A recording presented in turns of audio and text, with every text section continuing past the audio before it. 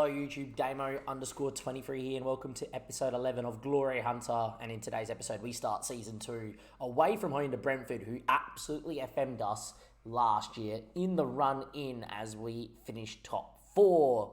Since we last met, we've had a massive pre-season. I know some people don't like the longer episodes, so we will recap very quickly what has happened at the football club, and then without further ado, we're going to get straight into seeing what we can do against Brentford, and hopefully starting what is a very easy first month here in the Premier League. As you can see, first month we've got Brentford, Norwich, Watford, Leeds and Brighton. You would say that we have to beat all 5 of those teams if we're going to finish in and around the mark for this year. Obviously, we'll have our Champions League draw at some point as well, and yes, the next episode will be our first ever game in the Champions League in the save. Pre-season went swimmingly well. We beat Road Safety FC, a Nigerian side, 13-0. Beat Monaco 3-0. PSG didn't go full strength, but they still started with some great players there. Ronaldo, Diallo, Ramos, Mukiele, Sergio Rico. The likes of some other people didn't come across for the trip. So don't read into us pumping him 5-1 too much. They weren't at 100% full strength, but still we looked very good. And then we beat Besiktas 4-1. All 3 games in the 4-3-3. Like mentioned in previous episodes, the 4-2-3-1 will be against sides that I think were particularly stronger than when we're looking to kill them off. But 4-3-3 is going to be the way we're going to go. Now, let's talk about the transfers here really quickly before we get into the episode. We are going to go back to last season because I hate how this game goes, that signings for next year still happen here. The big one, obviously, if you did not see the title, we did sell Declan Rice for 160 million to PSG, 150 mil up front. The guy is going to be fantastic. And with that money, we went out and straight away bought Calvert-Lewin as the new starting striker in the pressing forward role that we are using. And we also brought in Nicholas Seawold, who is going to be the backup defensive midfielder with that leading potential here in the Premier League for start. In terms of this season, though, we have sold a lot of people, 146 million on the out. Ben Johnson for 23, don't know how. Maxwell Cornet for 27, don't know how. We signed a Stupian from Brighton, and then Emerson was the one that went out the other way for 29 mil to Brighton to replace him, and then Skamaka for 32 to Roma. With that, Zanolo as a backup winger who is probably as good as Bowen and probably should be starting. Salcedo is the like-for-like replacement for Declan Rice. He's actually going to play box-to-box with Sujacek moving back a line. I just feel like letting this guy run with the ability he has to get forward, up and down and hurry. I do think that that is necessary to get the best out of him. Estupian for 50 mil, worth 100 odd now that he signed for us. One of the best fullbacks in the league and has a little bit of room to grow as well. Jordan Pickford is your new number 1. Everton got relegated. I needed a keeper. This is more of a real life signing. I said at the time that in real life to get England's number 1 for less than 9 mil is ludicrous. And the fact that FM don't rate him is a little bit ludicrous. On paper, though, great in one-on-ones, great reflexes, can pass the ball out from the back and loves a big game as one of his traits. So I think he's going to be fantastic. And he's going to be your league keeper for sure. And then lucky last, we needed a backup defender as we're moving Joe Gomez to right back and a Collie to centre back. And, well, Chris Smalling brings some experience, an English international. And I just think in those games that we can rotate in, he will be able to lead the side. He's also had a very good pre-season as well. Which means this is your first 11, which is Pickford, Gomez, Zuma, Collie and a Stupian. The big move is obviously a Collie coming in to start. He has actually started to decline a little bit, which is weird. It does happen on FM where they just up and down. He's been capped twice by Italy. If Italy think he's good enough to play for them, he's good enough to play for West Ham. And there's a lot of 14s and 13s, and him playing week in, week out. This guy at 22 is ready to develop a Stupian. Suchek, Sasado, couple role changes. I have played ball in midfield and box-to-box before. In my Paris 13 Atletico save, the deeper line playmaker sentiment and support suited more. I've moved back to this. Don't think it's any issues. Thuram, Bowen have had a fantastic year, and then obviously Calvert-Lewin as well. And then obviously that allows me to show you the second string side. Full 11 changes. Areola used to be our number 1 keeper. Bellerin's our number 1 right back. Smalling's good enough to start. Tilio Kerr's a good backup. Cresswell was our best left back last year. Sidewell comes in with the potential to be arguably one of our best midfielders. Norino's good enough that he should be starting anyway this year. Diarastikar had a really good year last year. Zanolo's good enough to fight Bowen all the way tooth and nail. Vlasic coming back on loan from a very good loan spell away at Torino. And look, 13 goals, 2 assists, 4 player of the matches is nothing to be scoffed at. And Danny Ings was our number 1 striker last year. When you look at both squads, that's a team that's good enough to beat most sides in the Premier League. And that's our backup side. So with that 200 and something mil we spent, and the 260 mil we had in the club from transfers and more. We made something like 300 mil worth of sales. We've still got 200 mil balance in the football club. We are in a fantastic position where, well, look, I know we're in the Champions League this year, but financial are very good. We're very happy how everything's going. I can't wait to see what's in store for the season. Without further ado, though, we are here as well. People that miss out is Fornals, Tilio Kera, Fabianski, obviously third choice now. Will retire at the end of this year. And let's get into it. Great pre-season, so I'm hoping that this is just a formality and we pump Brentford, but let's go find out here as well. Look, I really like Thomas Frank. Battles for conference football. I'm going to put the pressure on ourselves. I think we're good enough. And away we go.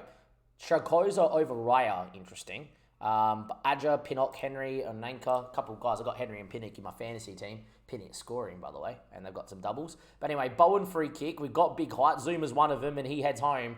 And barring it being offside, which it didn't look like, we're 1-0 up to an early set piece with Kurt Zuma. And that's the other thing. Zuma's a massive big boy. Okoli's very quick.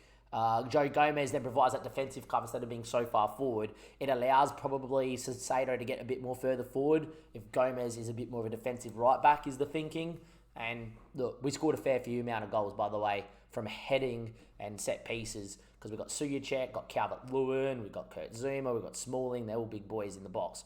Tarum putting on the afterburners but doesn't get there. Mistake. Tarum's in for 2-0. It's a mistake and we lead 2-0 inside 8 minutes. We'll take preference whenever they come. Or we'll take whenever the mistakes come. And there's one, 2-0, Bowen with a ball over the top. A poor touch here from, Vojvoda. And that's a finish and a half from Tarum. He doesn't miss them. And we're 2-0 up inside 10 minutes. 2 shots, 2 on target, 2 goals. We'll take it. Sasado flies in to win the ball. Falls back to him. Ananka again. Sasado again harrying, but doesn't get there. And Vodja. In Buemo, that should be a goal. Pickford, what a save. Damsgaard should have scored, and Pickford with another world-class save to add to many that he's made previously in real life.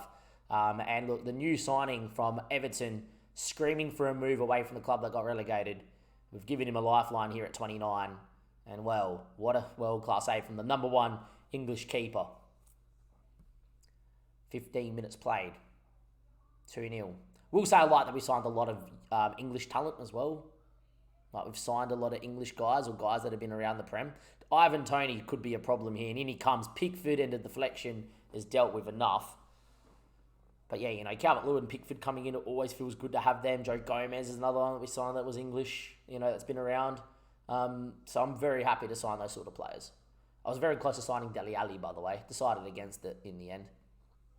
Didn't think we need him, but he's there for like 10 mil. Could be a very good, flary player. Anyway, Suyacek looking to win.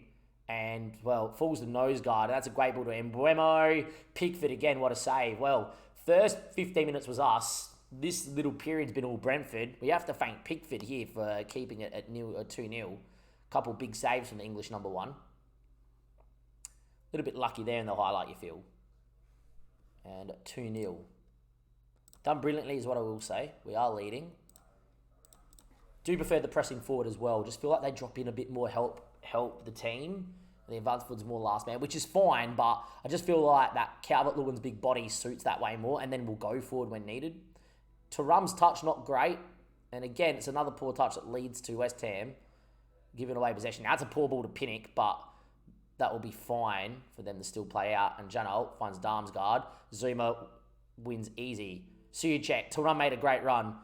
He's got Calvert-Lewin inside if he wants him. Instead, it's Pasquetta, and, well, in the end, poor finish and poor keeping. He should be claiming that. But Pasquetta really should be absolutely thumping that home. Didn't there. Ball in, cleared away.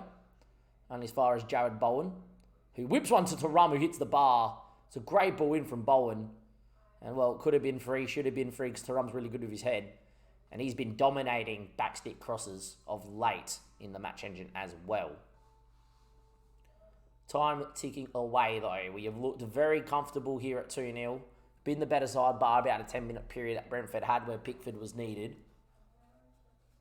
But 65 minutes play, we're going to make a couple of changes. Pasqueta's not at his best of game. His name is Diarastica. Marino is going to come in for Sasado, who has been solid on his debut. Suyacek is going to stay out there. Joe Gomez has had a pretty good game too. Feel like that Zanolo and Vlasic will make their debuts here as well. And we'll give Syweld his debut here for Suyacek in just a minute as well. Adja. Norgard, Darmsgaard, good from Gomez. Zanolo on his debut finds Joe Gomez, who will keep, and Kurt Zuma. Gomez, Suchek. His new club captain, by the way. Declan Rice is gone. Suchek is now club captain, and Creswell still vice. Zanolo again. Looks for Calvert-Lewin. Good couple touches here from DCL. Gomez, Suchek. Marino. Gomez again, just holding. Now he looks to get into a crossing position. Vlasic is back stick, won't find that. Fools the Marino, who can go bylines. Then looks for Diarastica. And, well, we know this guy loves a goal. The two midfielders off the bench combined for 3-0. So that being said, Suyacek out for Syweld. And he much prefers being a deep line playmaker. We're actually going to put him on support as well. Just let him just dictate the game. At 3-0.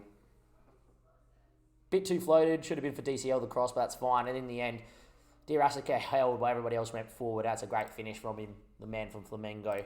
And we lead 3-0 on the opening day. Very good performance. Time ticks away. Would love to keep a clean sheet. FM loves us conceding late, but I would love to keep a clean sheet here. Here we go. This is where it's at. Pedro Murray, back stick. What's fucking new? That just, it annoys me. Being an Italian, I love clean sheets, and they deserve the clean sheet there, but instead it's a backstick header. And Pickford doesn't get his 7.0 match rating, which is really annoying. We're in 3-1. We were fantastic. The back four, apart from the set piece, was amazing. Diarastica and Marino off the bench looked good. And Calvert-Lewin had a pretty good game without scoring. Bowen and Thuram were fantastic. I thought Sasito and Suyacek were fantastic. In the end, we win 3-1 on the opening day, barring that last, gasp goal from Pablo Murray. I'm very happy with that. And that's a pretty good performance. And hopefully moving forward. By the way, Norwich, we got an extra street to Liverpool on the opening day. Interesting. But yeah, hopefully moving forward, that's a positive sign to come. 3 points from the opening game. As good as you'd like to start. Next episode, I'll see you guys for the Champions League draw, and of course our first game ever in the Champions League. Till then, thank you and goodbye.